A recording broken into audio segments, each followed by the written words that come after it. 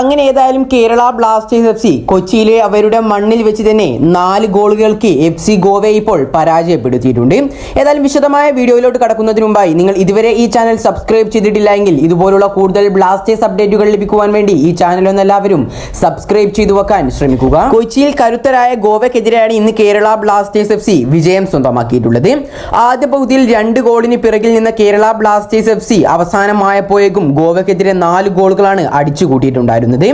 അവസാന 10 മിനിറ്റിലാണ് ബ്ലാസ്റ്റേഴ്സിന്റെ 3 ഗോളുകളും പിറന്നിട്ടുണ്ടായിരുന്നത്. ബ്ലാസ്റ്റേഴ്സിന്റെ 4 ഗോളുകളും നേടിയത് വിദേശ താരങ്ങൾ തന്നെയാണ്. ഗ്രീക്ക് സ്ട്രൈക്കർ ദിമിത്രിയോസ് ആണ് ഇന്ന് ബ്ലാസ്റ്റേഴ്സിന് വേണ്ടി ഇരട്ട ഗോൾ സ്വന്തമാക്കിയിട്ടുണ്ടായിരുന്നത്. ലിത്വാനിയൻ താരമായ ഫെഡോ സെർണിച്ചും ബ്ലാസ്റ്റേഴ്സിനായി ഇന്ന് തന്റെ ആദ്യ ഗോൾ സ്വന്തമാക്കി. ഇതുകൂടാതെ ബ്ലാസ്റ്റേഴ്സിനായി ആദ്യം തന്നെ ഗോൾ സ്വന്തമാക്കിയിട്ടുണ്ടായിരുന്നത് ബ്ലാസ്റ്റേഴ്സിന്റെ ജാപ്പനീസ് സൈനിങ് ആയ ഡൈസുകെ സക്കായി ആയിരുന്നു.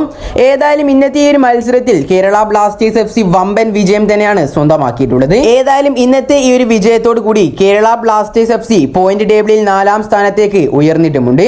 കൊച്ചിയിൽ മത്സരം ആരംഭിച്ച് 8 മിനിറ്റ് ആയപ്പോൾ തന്നെ കേരള ബ്ലാസ്റ്റേഴ്സിനെ ഞെട്ടിച്ചുകൊണ്ട് ഗോവ മുന്നിലേക്ക് എത്തിയിട്ടുണ്ടായിരുന്നു. കോർണർ കിക്ക് ക്ലിയർ ചെയ്യാൻ ബ്ലാസ്റ്റേഴ്സിന് സാധിക്കാതെ വന്നപ്പോൾ അവസരം മുതലെടുത്തുകൊണ്ട് റൗൾ ആയിരുന്നു ബ്ലാസ്റ്റേഴ്സിനെതിരെ ഗോവയ്ക്ക് വേണ്ടി ആദ്യം ഗോൾ നേടിയിട്ടുണ്ടായിരുന്നത്.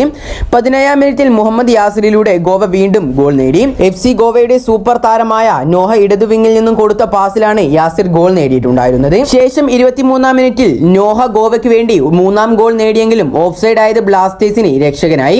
ദിമിത്രിയോസ് ചില ശ്രമങ്ങൾ നടത്തിയിട്ടുണ്ടായിരുന്നെങ്കിലും ദിമിത്രിയോസിന് ആദ്യമൊന്നും അത് ഗോളാക്കാൻ സാധിച്ചിട്ടുണ്ടായിരുന്നില്ല.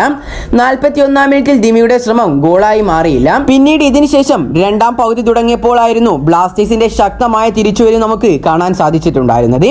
51ാം മിനിറ്റിൽ ജാപ്പനീസ് താരമായ ഡൈസുകെ സക്കായി ബ്ലാസ്റ്റേഴ്സിന് വേണ്ടി ആദ്യ ഗോൾ സ്വന്തമാക്കി.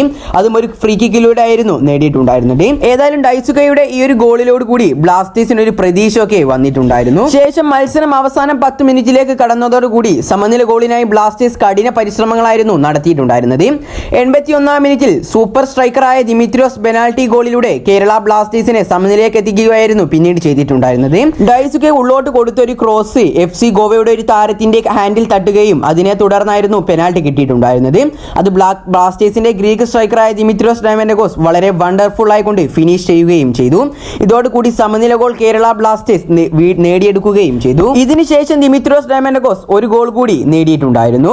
അങ്ങനെ അവസാനം 88ാം മിനിറ്റ് ആയപ്പോഴേക്കും ദിമിയുടെ പാസിലൂടെ ലൂണക്ക് പകരക്കാരനായിക്കൊണ്ട് ബ്ലാസ്റ്റേഴ്സ് സൈൻ ചെയ്ത ഫെഡോ സെർണിച്ചും ഒരു ഗോൾ നേടി. തന്റെ കരിയറിലെ ISLിലെ ആദ്യ ഗോൾ കൂടിയായിരുന്നു ഇന്നത്തെ ഈ ഒരു ഗോൾ. ഏതായാലും ഈ ഒരു വിജയത്തോടു കൂടി 5ാം സ്ഥാനത്തുള്ള കേരള ബ്ലാസ്റ്റേഴ്സ് ഇപ്പോൾ 4ാം സ്ഥാനത്തേക്ക് എത്തിയിട്ടുണ്ട്. ഏതായാലും ഇന്നത്തെ ഈ ഒരു മത്സരത്തെ കുറിച്ചുള്ള നിങ്ങളുടെ അഭിപ്രായങ്ങൾ നിങ്ങൾ ഏതായാലും കമന്റായി രേഖപ്പെടുത്താൻ മറക്കാതിരിക്കുക. ഈ ഒരു വീഡിയോ ഇവിടെ വെച്ച് അവസാനിപ്പിക്കുകയാണ്. വീഡിയോ അവസാനിപ്പിക്കുന്നതിന് മുമ്പായി നിങ്ങൾ ഇതുവരെ ഈ ചാനൽ സബ്സ്ക്രൈബ് ചെയ്തിട്ടില്ല എങ്കിൽ ഇതുപോലുള്ള കൂടുതൽ ബ്ലാസ്റ്റേഴ്സ് അപ്ഡേറ്റുകൾ ലഭിക്കുവാൻ വേണ്ടി ഈ ചാനൽ ഒന്ന് എല്ലാവരും സബ്സ്ക്രൈബ് ചെയ്തു വെക്കാൻ കൂടി ശ്രമിക്കുക. അപ്പോൾ അടുത്തൊരു ISL ബ്ലാസ്റ്റേഴ്സ് അപ്ഡേറ്റുമായി വീണ്ടും വരാം. Good bye.